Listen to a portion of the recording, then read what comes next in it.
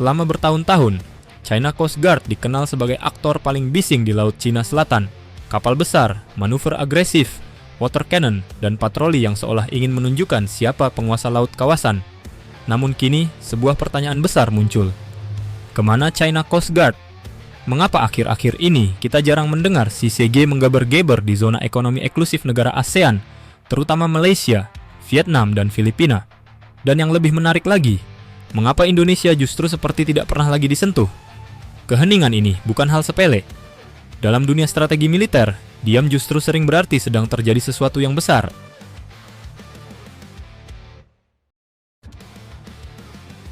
Dulu CCG adalah penguasa panggung. Jika kita mundur beberapa tahun ke belakang, pola CCG sangat jelas. Malaysia nyaris setiap hari dikunjungi di area Luconia Shoals. Filipina ditekan terus-menerus di Second Thomas Shoal dan Scarborough. Vietnam berulang kali bersinggungan di area klaim tumpang tindih. CCG bukan sekadar patroli. Mereka melakukan show of force. Ukuran kapal besar, tonase nyaris setara korvet, manuver agresif, pemotongan haluan, hingga penggunaan water cannon. Strateginya sederhana tapi efektif, membuat negara ASEAN lelah secara psikologis, ekonomi, dan politik. Namun pola itu sekarang menghilang dari permukaan.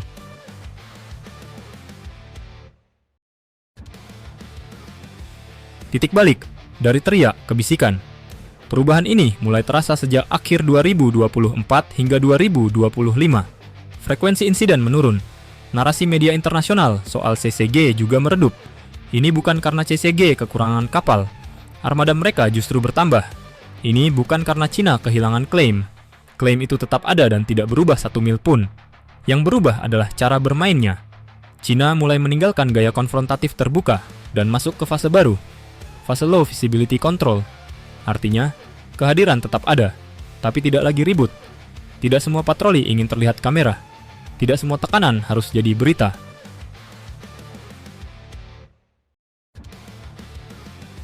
Kenapa Malaysia, Vietnam, Filipina tiba-tiba tenang? Untuk Malaysia, CCG menyadari satu hal penting. Terlalu sering muncul justru memperkuat legitimasi klaim Malaysia di mata internasional. Setiap insiden malah mempercepat konsolidasi pertahanan laut Malaysia dan menarik simpati global. Di Vietnam, strateginya berbeda. Cina memilih pendekatan campuran. Tekanan diam-diam ditukar dengan patroli bersama dan kerjasama terbatas. Tujuannya bukan persahabatan, tapi menjinakkan konflik agar tetap terkendali. Sementara di Filipina, efek balik mulai terasa. Setiap aksi keras CCG justru memperkuat aliansi Filipina dengan Amerika Serikat dan mitra regional. Cina belajar bahwa terlalu agresif di sini, biayanya justru lebih mahal. Maka muncul keputusan tak tertulis, kurangi kebisingan, pertahankan posisi.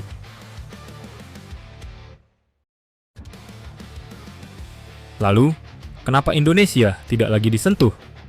Ini bagian paling menarik dan jarang dibahas. Indonesia bukan klaiman utama Laut Cina Selatan versi Beijing, tapi Indonesia adalah penentu stabilitas kawasan. Sekali Cina memicu konflik terbuka dengan Indonesia, dampaknya bukan 2 negara, tapi 1 ASEAN penuh. Ada 3 alasan utama kenapa CCG kini menjaga jarak dari Indonesia. Pertama, kejelasan sikap. Indonesia tidak pernah bermain abu-abu soal zona ekonomi eksklusif Natuna. Tidak teriak, tapi juga tidak mundur. Patroli jalan, penegakan hukum konsisten, dan respons selalu terukur. Kedua, biaya eskalasi yang terlalu mahal. Berhadapan dengan Indonesia bukan sekadar urusan Coast Guard, TNI, Angkatan Laut, TNI, Angkatan Udara, dan diplomasi negara akan langsung bergerak sebagai satu sistem. Ketiga, efek domino regional. Jika Indonesia disentuh, negara ASEAN lain akan menjadikannya preseden berbahaya. Cina tidak ingin membuka front baru yang justru menyatukan ASEAN. Maka hasilnya jelas, Indonesia tidak diganggu, tapi tetap diawasi.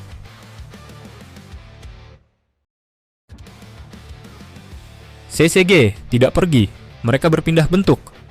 Kesalahan terbesar adalah mengira CCG menghilang. Yang terjadi sebenarnya adalah transformasi. Dari kapal besar ke kehadiran tidak mencolok. Dari konfrontasi ke pemetaan dan pengumpulan data. Dari sorotan media ke operasi sunyi. Ini adalah ciri khas strategi jangka panjang. Menang tanpa harus bertempur. Menguasai tanpa harus ribut. Dan inilah fase paling berbahaya. Karena publik sering lengah saat laut terlihat tenang.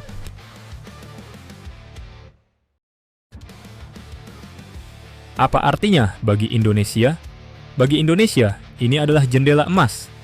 Saat pihak lain menurunkan eskalasi, Indonesia punya ruang untuk memperkuat kehadiran tanpa provokasi, meningkatkan interoperabilitas Bakamla dan TNI Angkatan Laut, dan memperkuat posisi diplomasi tanpa tekanan langsung. Keheningan ini bukan tanda aman selamanya, tapi ini adalah tanda bahwa strategi Indonesia sejauh ini berhasil membuat lawan berpikir dua kali. China Coast Guard tidak hilang, mereka hanya berhenti berteriak. Dan dalam dunia militer, musuh yang diam biasanya bukan karena takut, melainkan karena sedang menghitung langkah berikutnya. Indonesia hari ini berada dalam posisi yang diperhitungkan, bukan karena ribut, tapi karena konsisten, tegas, dan tidak bisa ditekan. Dan justru di saat laut terasa paling tenang, kesiapsiagaan adalah senjata paling penting.